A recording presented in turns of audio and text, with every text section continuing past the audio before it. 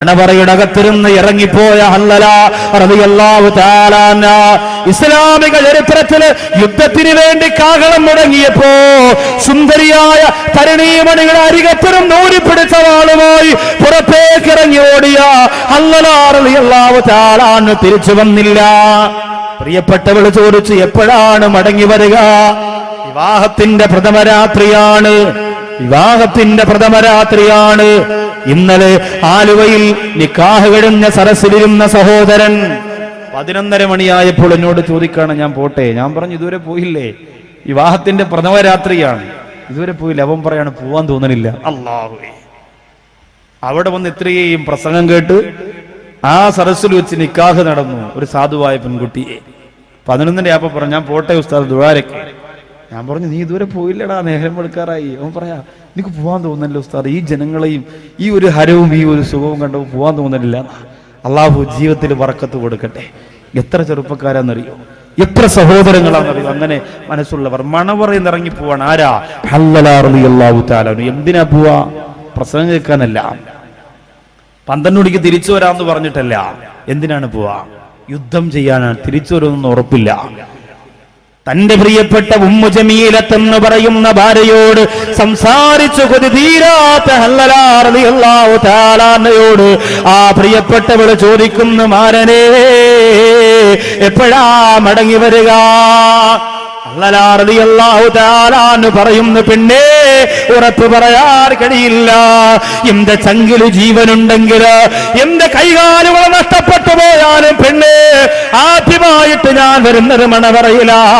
അതുകൊണ്ട് മണവറ അടയ്ക്കേണ്ട പെണ്ണേ. പെണ്ണ് പറയുകയാണ്, ഇന്ന് പോകണമെന്നുണ്ടോ? നിബിതങ്ങളോട് പറഞ്ഞാ പോരെ, നിക്കാഹ് കഴിഞ്ഞതല്ലേ. ഹല്ലല റളിയല്ലാഹു എന്ന് പറയുന്നു, പെണ്ണേ, എനിക്ക് നീയല്ല വലുത്, എനിക്കെന്റെ ജീവിതമല്ല വലുത്, എനിക്കെന്റെ മാണിക്യമുത്തായ നബി മുഹമ്മദ് മുസ്തഫ.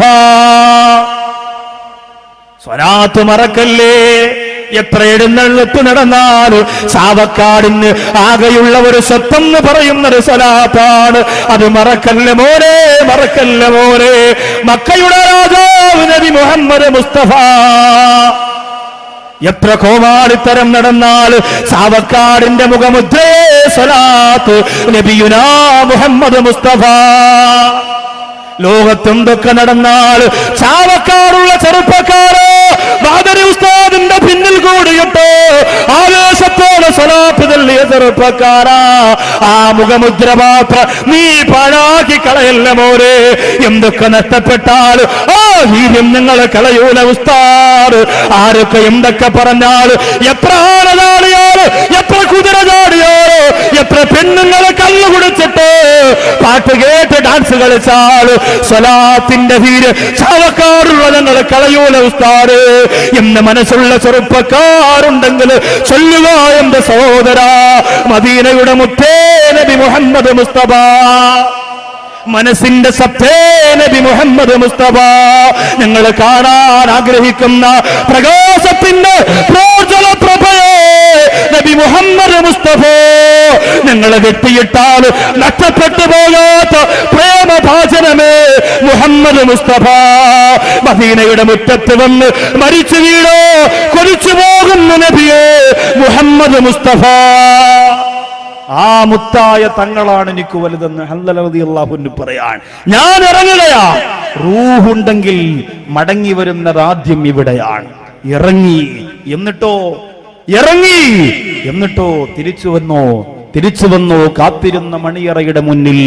മണിയേറ വാതിൽ കണ്ണും കോരി ഇരുന്നല്ലോ, മണിമെത്ത പുള്ളിയ മാരനോർത്ത് കഴിഞ്ഞല്ലോ, മനസ്സിന്റെ മുല്ലയിൽ മുത്തുവാരി എറിഞ്ഞോരേ, മാംഗല്യ വല്ലി തേന്നുകർന്ന് പറന്നോരേ. മടങ്ങി വന്നില്ല ചെറുപ്പക്കാരാ. കഷണം കഷണമായി യുദ്ധത്തിന്റെ രണാകണത്തിൽ ബഹുമാനപ്പെട്ടവരുടെ ശരീരം വലിച്ചെറിഞ്ഞപ്പോ അതെന്തിനാണ് സ്വർഗത്തിന് വേണ്ടിയാ പ്രിയപ്പെട്ടവരെ. തലവേദന വരുമ്പോ നിസ്കാരം മറക്കുന്ന, കാലുവേദന വരുമ്പോ നിസ്കാരം മറക്കുന്ന, ക്ഷീണം വരുമ്പോ നിസ്കാരം മറക്കുന്ന നമുക്കെന്ത് സ്വർഗമാ എന്റെ പ്രിയമുള്ള മുസ്ലിമേ.